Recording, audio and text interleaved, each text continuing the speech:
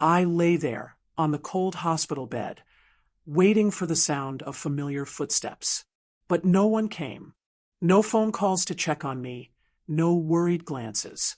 The children I once cradled in my arms when they had fevers now vanished as if I had never existed. And then, when they finally returned, they didn't ask how I was doing. They only asked, "Where's the will, Mom?" My name is Helga Morrison. I'm 74 years old. My husband, Robert, passed away 8 years ago from a stroke.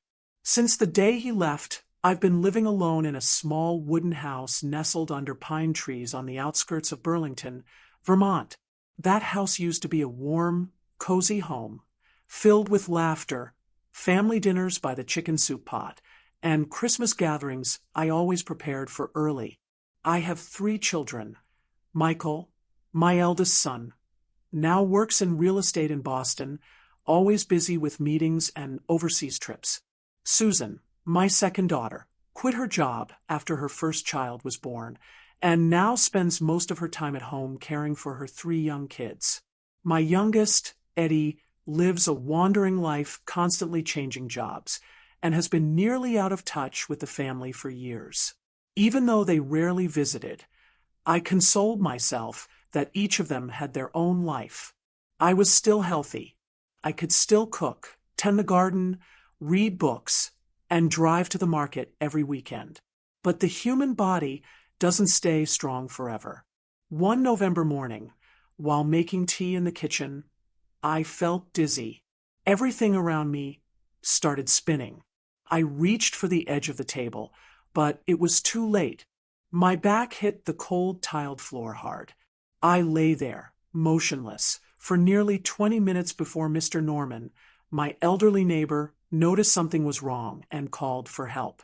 At the hospital, the doctor diagnosed me with mild heart failure and a hematoma in my hip from the fall. I needed to stay at least 10 days for observation. When I regained consciousness in the stark white room, the first thing I did was call my children. I dialed Michael's number first. After 2 rings, the voicemail picked up. I left a message. "Michael, it's Mom. I'm at Fletcher Allen Hospital. I had a fall, and the doctor says I need to stay for observation. If you're free, maybe stop by." I called Susan next. She picked up after a long pause. Her voice was rushed. "Oh, Mom, are you okay? But I'm driving to pick up the kids. I'll call you back, okay?" As for Eddie, his number still said, "out of service." I wasn't angry, just numb. I didn't expect my children to drop everything and rush to me. I just hoped for a timely word of concern. In the days that followed, I lay there in room 318, watching dim light fall across the curtain. Nurses changed shifts often, each with their own rhythm. All busy. Some gently closed the door. Others forgot to even say hello. Every time the door opened, I lifted my head, hoping to see a familiar face. But no one came. Only Mr. Norman stopped by, carrying a bag of bread and 2 apples.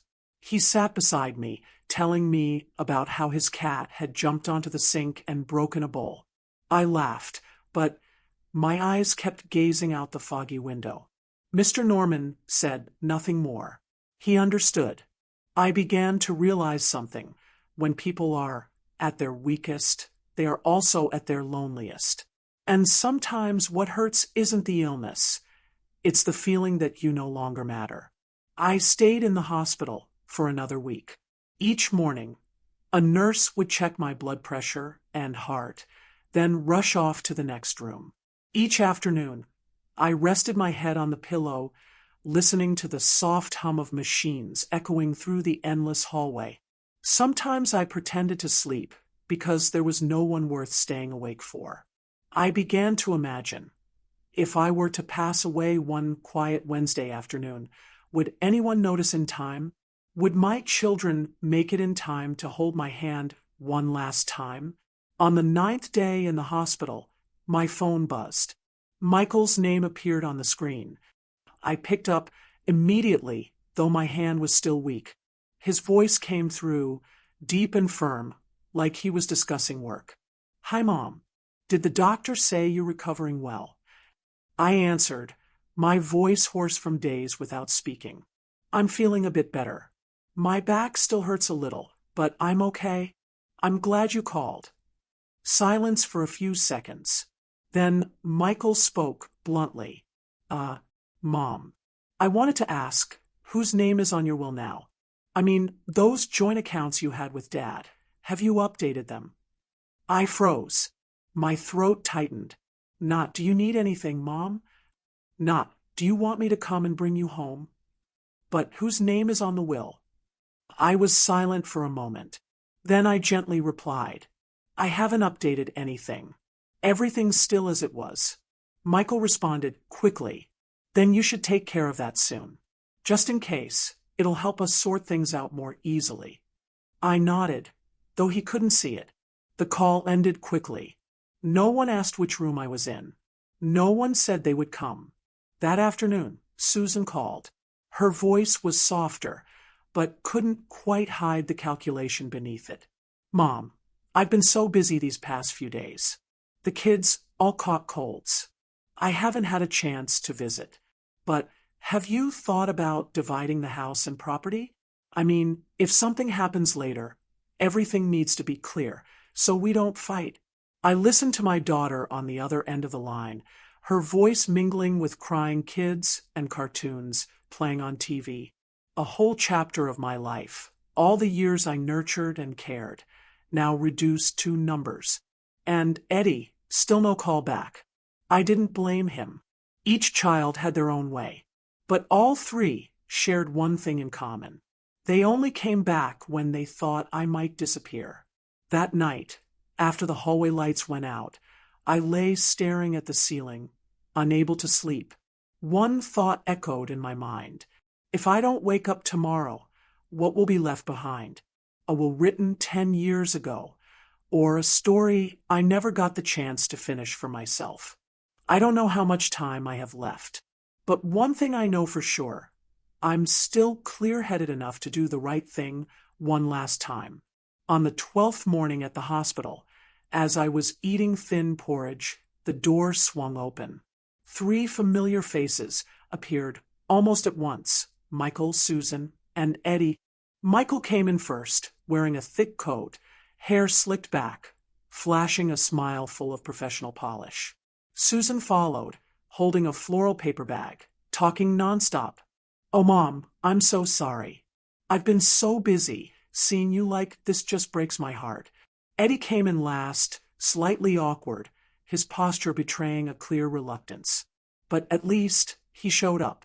I looked up at my 3 children, then gave a small nod. "You're here." Susan rushed to my side, grabbing my hand and pressing her cheek against it like a scene from a sentimental play. But her hand was ice cold, and I could feel it. It trembled, not from emotion. Michael leaned against the wall, hands in his pockets, his eyes scanning the room quickly, like he was searching for something. Eddie stared at the food tray, saying nothing. A while later, when the nurse left the room, Michael spoke up. "Mom, we brought a few papers with us. Nothing to worry about, really, just an updated version of your will. You know how the laws keep changing these days. Just sign it, and it'll all be fine." I looked at the stack of documents Susan had just pulled from her handbag. White sheets printed with dense text, with 2 red X marks for signatures. No explanation. No questions about how I felt. Not a second spent listening to me. I wasn't angry. I had moved past anger a long time ago. I smiled softly, touched the papers, then set them aside. "Thank you, my dears. I'll read them carefully and decide. I'm not ready to sign anything today." Michael gave a strained smile, trying to hide his disappointment. Susan quickly changed the subject, asking if I'd been eating well, how the nurses were. Eddie stayed quiet. I noticed his fingers tapping lightly on his thigh, a familiar rhythm from his childhood, whenever he felt nervous. That entire afternoon, my 3 children played their parts as the loving family. In front of the doctors, the nurses, even Mr. Norman, who still brought me apple pie every morning. They laughed, chatted, took photos, and posted online with captions like, "Visiting Mom, the most amazing woman in our lives." I lay there, watching it all unfold like an old movie. No surprise, no more pain. Only one thing was clear in my mind. I would not let anyone write the ending of my life, except me. That evening, after the children had left, I called my lawyer, Mr. Donald Harper, my late husband's close friend from their Army days. His voice was steady and warm. "Helga, are you sure?" I answered firmly, "Yes, this time. I know exactly what I'm doing." The call with Donald lasted 12 minutes. No unnecessary words, because he understood me better than anyone else still alive. He knew I was careful by nature. And if I said, "I'm sure," it meant I had considered every possibility, every consequence. I asked him to come to the hospital the next morning. When he appeared in a light gray suit, carrying his old leather briefcase, I suddenly remembered the time he and my husband opened my first savings account nearly 40 years ago. The same calm eyes, the same composed demeanor, only this time Robert wasn't beside me. We sat in the hospital room, the door slightly ajar. He handed me the draft of the new will. I had read it thoroughly the night before, in the stillness, when there was no doubt left in my heart. In that will, I did 3 things. First, the entire house, where my husband and I had lived together for nearly half a century, would go to a local charity, under the condition that they preserve the back garden, where our old dog Max is buried. Second, most of the savings, stocks, and joint accounts would be transferred to a scholarship fund called the Robert and Helga Morrison Foundation for underprivileged students in Chittenden County, children who longed to learn but couldn't afford to. Third, I set aside a small, modest amount for Mr. Norman and the young nurse named Lily, who quietly brought me warm towels every night without ever being asked. There wasn't a single line about Michael, Susan, or Eddie, not out of hatred. I simply didn't want to hand over what I had preserved my entire life to those who didn't know how to value it. Lawyer Donald looked at me after I signed. He didn't ask why. He simply placed his hand over mine and said softly, "Robert would be proud of you." I nodded, said nothing, but my chest felt lighter, as if a burden I had carried for years had finally been lifted. 3 days later, I was discharged from the hospital. Susan came to pick me up, wearing the same overly enthusiastic expression as before. She brought a homemade chocolate cake and said, "I want you to feel my true love, Mom." I didn't ask why. I knew they were starting to worry now that I was alert, clear-headed, and not as easily persuaded as they'd thought. Michael called and said he would cover all the medical expenses, and Eddie texted to apologize for leaving me alone for too long. I smiled and thanked each of them, but deep down, I no longer held any expectations for my 3 children, because if love depends on a will, then it is no longer love. That day, when I stepped out of the car and looked at my house after nearly 2 weeks in the hospital, I realized I was still alive, and more than ever, I was living with clarity, freedom, and purpose. A week after I came home, the atmosphere in the house seemed coated with a fresh layer of polish, glossy, polite, and falsely warm. Michael visited every weekend, never forgetting to bring imported wine. Susan came more often, constantly tidying the house, cooking meals, and always casually bringing up the electric bill, roof maintenance, or termite-damaged windows. Eddie, surprisingly, also showed up a few times, looking fresh, trying to seem remorseful, and occasionally asking shyly, "Mom, is there anything I can help with?" I don't blame them. People live the way they know how. But I was no longer the woman who sat alone waiting. I calmly observed everything, like someone watching a play from above, one I had memorized by heart. And then, that day came. Attorney Donald sent a letter to the three children, notifying them of the finalized will. In it, he invited them to his office for the official reading, a mandatory procedure, but one I wanted them to hear and feel firsthand. I didn't attend the reading. I sat on the porch, sipping mint tea, watching the back garden shimmer in the afternoon sun. 3 hours later, Michael called. His voice was choked. "Mom, what have you done?" I replied, calmly, "I did what I believe is right. What lets me sleep peacefully at night. I'm the legal heir." Michael snapped. "Dad said this house would be mine. I built my life partly based on that promise. And I once thought my children would be there when I collapsed on the kitchen floor. But we all change, Michael." Susan called not long after. She wasn't as accusatory as Michael. She cried, but not out of pain, out of disappointment. "Do you think we're such terrible children that we don't deserve anything from you?"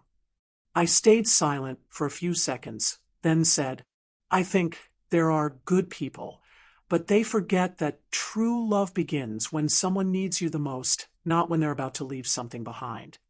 Eddie didn't call, but 2 days later, he came. Alone. No smile. No avoidance. He sat across from me, eyes more honest than ever. "I'm not here to ask for anything, Mom. I came to say, you did the right thing. I'm ashamed. When you called, I was drinking at some lousy bar. I knew you needed me, but I ran. Like always." I placed my hand on his. Didn't say a word of forgiveness. Just held it there. Because for the first time in years, I saw my youngest son without a single lie on his lips. That night, I opened the window to let the wind fill my bedroom. In the yard, Mr. Norman was watering the plants. Nurse Lily texted, "Miss Helga, I'll bring you pumpkin bread next week. Okay?" I smiled. I had lost my innocence, but I regained my freedom. I no longer hoped my children would love me the way I once loved them. I just wanted them to know their mother is no longer the woman lying in a hospital bed, waiting. Mom stood up, and she rewrote her own final chapter. After the will was read, no one talked about dividing things anymore. Michael stopped visiting, and he never called back. Susan occasionally sent short messages, usually polite check-ins without emotion. Eddie, surprisingly, became the one who visited most often. Not every day, but often enough that I knew. He had begun to understand what it meant to truly be present. I don't blame any of my children. Each of them was born in a different time, grew up with a different kind of hurt. I tried to raise them with both hands, but that also blinded me to the fact that, at some point, I had to learn how to raise myself. I now spend most of my time in the garden. The wild daisies, Robert, once planted, have now spread all along the fence. In the morning, I water the plants, tend the flowers, feed the squirrels. In the afternoon, I read books, write in my journal, and sometimes play old jazz records he used to love. No rush, no regrets, no need to be understood. In October, the scholarship fund named after Robert and me officially awarded its first grant to a young girl of Mexican descent, the daughter of a window washer in town. Her name is Maria, and she dreams of becoming a doctor. The day she received the scholarship, she cried. I cried too, not from sorrow, but because I felt I was still capable of doing something meaningful, even when old age had touched every joint in my body. That Christmas, I received a handwritten card from Eddie. The handwriting was messy, a little smudged. "I don't know if you'll ever forgive me, but thank you for not letting the rest of your life be ruled by our silence." I folded the card and tucked it into my journal. There was nothing more that needed to be said. I don't know how much longer I'll live, but I know I won't go with lingering pain. No unfinished regrets. No unresolved anger. People think a will is just about passing down money. But to me, it was a way to say one final thing. That I once lived. That I once loved. And in the end, I chose to love myself as a way to exist peacefully and whole.